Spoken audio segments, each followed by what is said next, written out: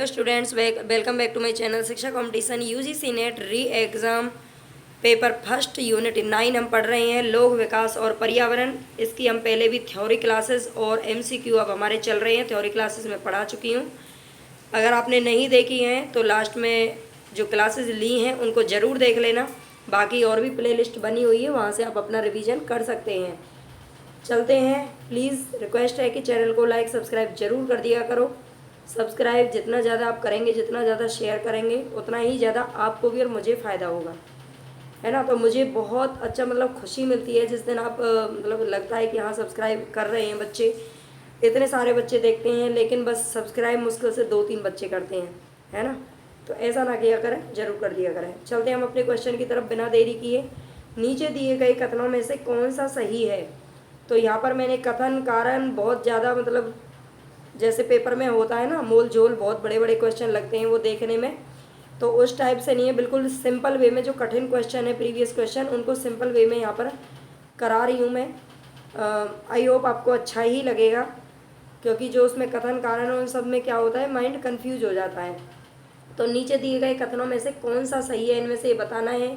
Biodiesel gasoline की तुलना में सल्फर के उत्सर्जन में सार्थक रूप से कमी ला सकता है। तो ये बात तो बिल्कुल सही है।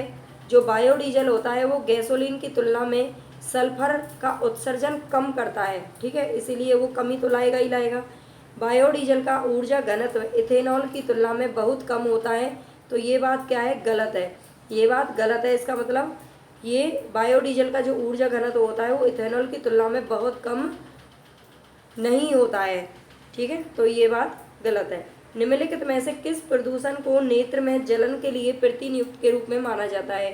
कौन सा इसमें से कौन सी गैस है जो सबसे ज़्यादा आँखों में जलन पैदा करती है। तो वो nitrogen dioxide, carbon monoxide, sulphur dioxide या फिर ओजोन।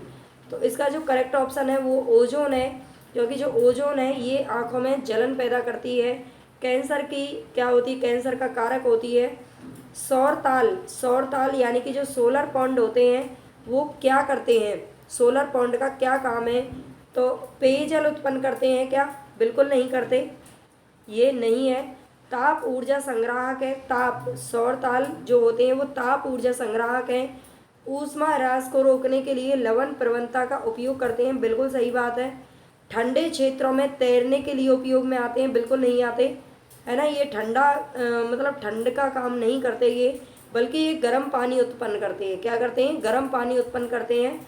तो इसका जो ऑप्शन यहाँ पर आपका होगा बी, सी और ई। बी, सी और ई ये क्या है, बिल्कुल करेक्ट है, ठीक है। आई होप आपको समझ में आ जाएंगे क्वेश्चन, क्योंकि मैं बहुत ज़्यादा A B C D D B C E, इससे क्या है कि वीडियो भी बहुत ज़्यादा लॉन्ग होती है, टाइम भी वेस्ट होता है और उसमें थोड़ा माइंड भी कंफ्यूज रहता है। तो आप डायरेक्ट समझिए कि कौन सा सही है और कौन सा गलत है। और आप मुझे बताना भी क्या मेरा पढ़ाने का तरीका आपको सही लगता है या फिर नहीं लगता है ना। ये भी आप कभी कभी तो फीडबैक दे दिया करो, अच्छा लगता है। मैं भी सोचती हूँ कि पता नहीं बच्चों को पसंद आ भी रहा है नहीं आ रहा है, लाइक तो करते नहीं है, फिर भी क्या करो, जो बच्चे देखते हैं उनके लिए ही वीडियो बना देती हूँ। तो ताप ऊर्जा संग्राहक है। ऊष्मा ह्रास को रोकने के लिए लवण प्रवणता का उपयोग करते हैं और गर्म पानी क्या करते हैं, उत्पन्न करते हैं, जो सौर ताल होते हैं यानी कि सोलर पॉन्ड। नीचे दिए गए कथनों में से कौन सा सही है। तो इसमें से सही कथन बताना है, 2 दे रखे हैं यहाँ पे। क्या मनुष्यों में मछली के उपभोग के कारण, यानी कि मछली का जो उपभोग करते हैं, जो सीधा सीधा समझ लो जो मछली खाते हैं, क्या उनमें जैव सांद्रण हो सकता है या फिर जैव सांद्रण हानिकारक पदार्थों की मानव ऊतकों में एकत्रित होने की प्रवृत्ति को कहते हैं। बिल्कुल करेक्ट बात है ये। जो जैव सांद्रण होता है वो हानिकारक पदार्थों की मानव ऊतकों में, जो हमारे टिश्यू हैं उनमें क्या हो जाता है, वो इकट्ठा हो जाता है हानिकारक पदार्थ, ये होता है जैव सांद्रण। लेकिन ये मछली के उपभोग से नहीं होता है, तो ये इसकी बात सही नहीं है, ठीक है। तो इसका जो करेक्ट ऑप्शन है वो कौन सा है, जैव सांद्रण। समझ गए। नेक्स्ट देखिए, यहाँ पर मिलान करना है आपको। तो मिलान किस चीज़ का करना है, देखते हैं। ऊर्जा स्रोत दिए हुए हैं आपको और एक तरफ पर्यावरणीय प्रभाव, यानी कि जो ऊर्जा स्रोत हैं ये पर्यावरण पर किस प्रकार का प्रभाव डालते हैं वो यहाँ पर हम देखेंगे। जो पवन ऊर्जा है वो क्या करते हैं, हमें मिलान करना है तो सीधा मिलान ही कर लीजिए। पवन ऊर्जा क्या करती है, पक्षियों और चमगादड़ों के लिए खतरनाक होती है।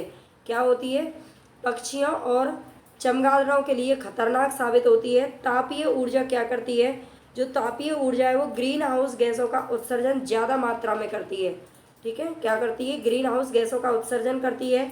जल विद्युत ऊर्जा, जल विद्युत ऊर्जा क्या करती है, नदी किनारे वनस्पतियों का क्षय, यानी कि क्षय का मतलब विनाश, नुकसान।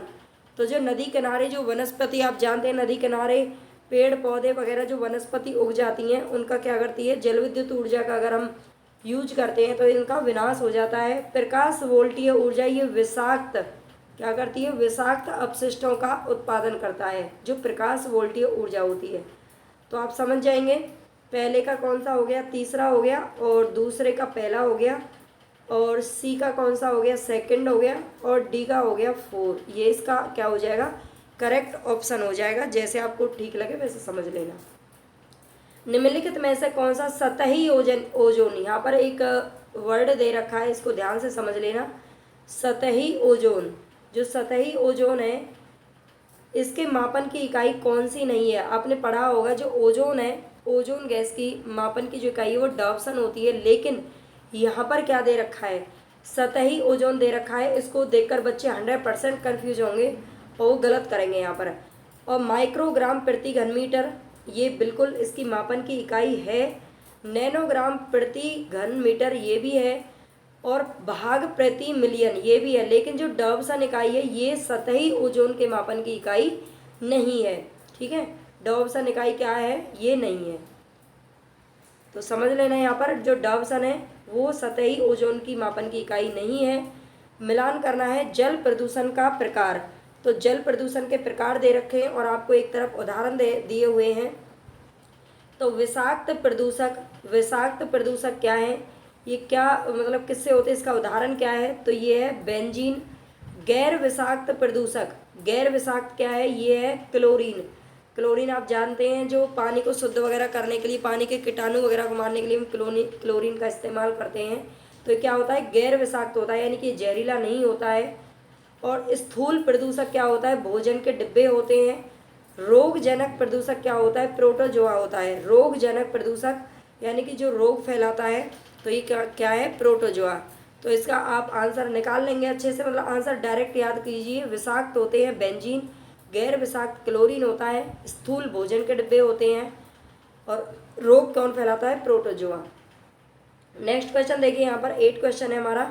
सहस्त्राब्दी विकास लक्ष्य और संधारणीय विकास लक्ष्य, इन दोनों में से उभयनिष्ठ कौन सी चीज़ें हैं। यहाँ पर जो आपको ऑप्शन दिए हुए हैं इनमें से कौन से ऑप्शन है जो दोनों में मतलब दोनों में जो लक्ष्य रखे गए हैं। शून्य भूख, मतलब भूखमरी से कोई नहीं मरेगा, ये शून्य भूख, इन बिल्कुल दोनों का क्या है, ये लक्ष्य है कि हमें भूख को ख़त्म करना है, भूखमरी से किसी को नहीं मरने देंगे, ये दोनों का लक्ष्य रखा गया है। जलगत जीवन ये नहीं है। नो पॉवर्टी, मतलब गरीबी नहीं होगी। नो पॉवर्टी, पॉवर्टी आप जानते हैं गरीबी को बोलते हैं, किसको बोलते हैं, गरीबी को बोलते हैं। तो गरीबी नहीं होनी चाहिए, मतलब इन दोनों का लक्ष्य है कि गरीबी हटाना है। और पृथ्वी पर जीवन, इससे कोई मतलब नहीं है। लैंगिक समानता, लैंगिक समानता यानी कि जो जेंडर गैप है उसको क्या करना है, समाप्त करना है, कम करना है।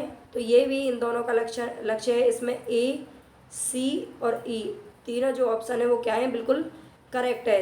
ए, सी, ई, शून्य भूख, नो पॉवर्टी और लैंगिक समानता, ये हम पीछे थ्योरी क्लासेज में बहुत अच्छे से पढ़ चुके हैं। तो वहाँ से आपने अगर नहीं क्लास देखी है तो ज़रूर देख लेना, और प्लीज़ सब्सक्राइब नहीं किया है तो ज़रूर कर लेना, करना ही चाहिए आपको, है ना। इतनी मेहनत कोई सामने वाला कर रहा है तो थोड़ा सा तो उसको फीडबैक देना बनता है। निम्नलिखित में से किस प्रदूषक का वायु में न्यूनतम उपस्थित काल है, यानी कि जो सबसे कम समय तक रहती है, ऐसी कौन सी इनमें से जो गैस है, कौन सा प्रदूषक ऐसा है जो कम समय तक ही उपस्थित रहता है और फिर खत्म हो जाता है। तो नाइट्रिक ऑक्साइड, या फिर CFC क्लोरोफ्लोरोकार्बन, या फिर नाइट्रस ऑक्साइड, कौन सा इनमें से, या फिर मीथेन। तो बिल्कुल जो मीथेन है इसका जो उपस्थिति काल है वो बहुत कम है, न्यूनतम है। ठीक है, ये शॉर्ट टाइम तक ही किस में रहता है, वायु में, और फिर खत्म हो जाता है। किस आवृत्ति पर मानव श्रवण अवसीमा का ध्वनि प्रदूषण स्तर निर्देशित किया जाता है। तो किस आवृत्ति पर किया जाता है, 50 हर्ज या फिर 100 हर्ज, 1 किलोवाट हर्ज या फिर 4 किलोवाट हर्ज पर किया जाता है। जो तो ध्वनि प्रदूषण है किस पर किया जाता है, 1 किलो हर्ज पर किया जाता है। ठीक है, इसको ध्यान रखेंगे आप। नेक्स्ट क्वेश्चन देखेंगे, भारत में वर्तमान में से कुल संस्थापित नवीकरणीय ऊर्जा क्षमता में किस किस का योगदान है। भारत में वर्तमान में कुल संस्थापित जो स्थापित की गई है नवीकरणीय ऊर्जा क्षमता, इनमें से किस किस का योगदान है।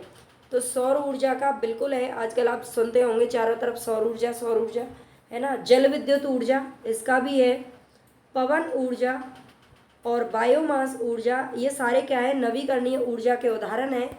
जियोथर्मल ऊर्जा यानी कि जो भूतापीय ऊर्जा है उसको जियोथर्मल बोलते हैं। जो पानी से गर्म पानी के चश्मे निकलते हैं ना, गर्म पानी जहाँ से निकलता है उससे ऊर्जा बनाई जाती है, ये वो चीज़ होती है। शहरी और औद्योगिक अपशिष्ट का ऊर्जा में रूपांतरण करना, तो ये बिल्कुल इसके जो ऑप्शन है वो सारे सही हैं, लेकिन इसमें से जो ई ऑप्शन है वो गलत है। ठीक है, लेकिन इसके अगर हम देखें तो ए बी सी डी और एफ, ये इसके क्या है, करेक्ट ऑप्शन है। आप देख लेना एक बार ध्यान से, सौर ऊर्जा, जल विद्युत ऊर्जा, पवन ऊर्जा, बायोमास ऊर्जा, शहरी और औद्योगिक अपशिष्ट का ऊर्जा में रूपांतरण, ये सारे के सारे क्या है, नवीकरणीय ऊर्जा में अपना योगदान देते हैं। नेक्स्ट क्वेश्चन पर चलते हैं। कचरा के रूप में श्रेणीकृत अपशिष्ट का अपशिष्ट घटक कौन सा है। कचरा के रूप में तो कागज, कार्डबोर्ड, कार्टन, पशु अपशिष्ट, औद्योगिक प्रक्रिया अपशिष्ट, शाक अपशिष्ट या फिर काष्ठ। काष्ठ किसको बोलते हैं, लकड़ी को बोलते हैं, ये भी आप समझ लेना। तो कचरा के रूप में श्रेणीकृत जो अपशिष्ट है घटक है वो कौन सा है, तो इसमें से ए कागज और कार्डबोर्ड जो कार्टन होते हैं वो अपशिष्ट घटक हैं, और एक काष्ठ यानी कि जो लकड़ी, ए एंड ई, इसमें दोनों क्या है, ऑप्शन सही हैं, बाकी क्या है, गलत है। निम्न पर्यावरणीय आपदाओं को सुमेलित करना है, क्या करना है आपको, मिलान करना है कि कौन सी आपदा किसके कारण आई थी। तो वहाँ पर ये हमें जानना है। यहाँ पर कई बार एक मतलब एक इसमें से दे करके और उसका एक ही ऑप्शन पूछ लिया जाता है, 4 ऑप्शन दे दिए जाते हैं, इसमें से कौन सा किसके कारण कौन सी आपदा आई है। तो भोपाल गैस त्रासदी, जो भोपाल गैस त्रासदी हुई थी वो किसके कारण हुई थी, मिथाइल आइसोसाइनेट के द्वारा। मिथाइल आइसोसाइनेट, ये थ्योरी में हम सारी चीज़ें पढ़ चुके हैं बहुत अच्छे से।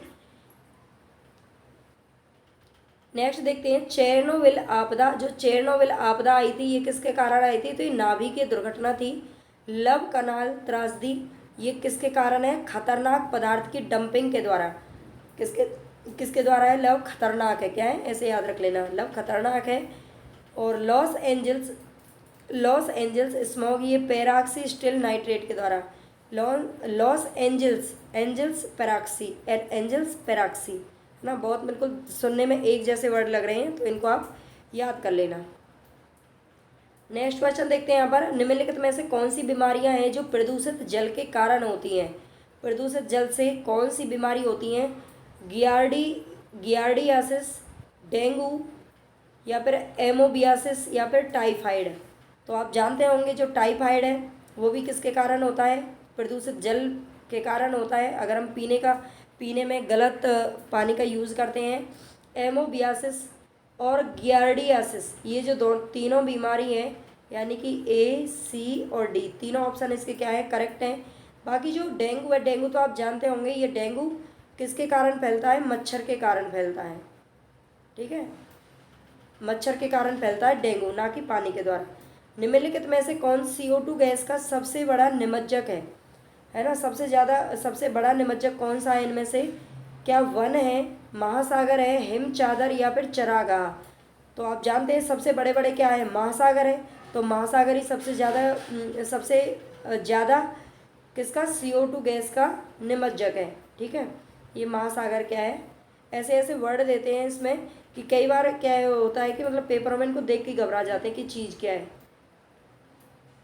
तो यहाँ पर हमारे 15 क्वेश्चन है, और आई होप आपके लिए इतने सारे क्वेश्चन हैं, जो प्रीवियस क्वेश्चन है वो मैंने करवा दिए हैं सारे, बाकी कुछ क्वेश्चन अपनी तरफ से भी करवा दिए। तो आई होप आपके लिए इतना काफ़ी है। हम कल से कोशिश करेंगे कि हम यूनिट 10 आपके लिए करवा दूँ, पहले थ्योरी करवाने की कोशिश करूँगे और उसके बाद फिर MCQ। बाकी आप बता देना आपको कैसे पढ़ना है।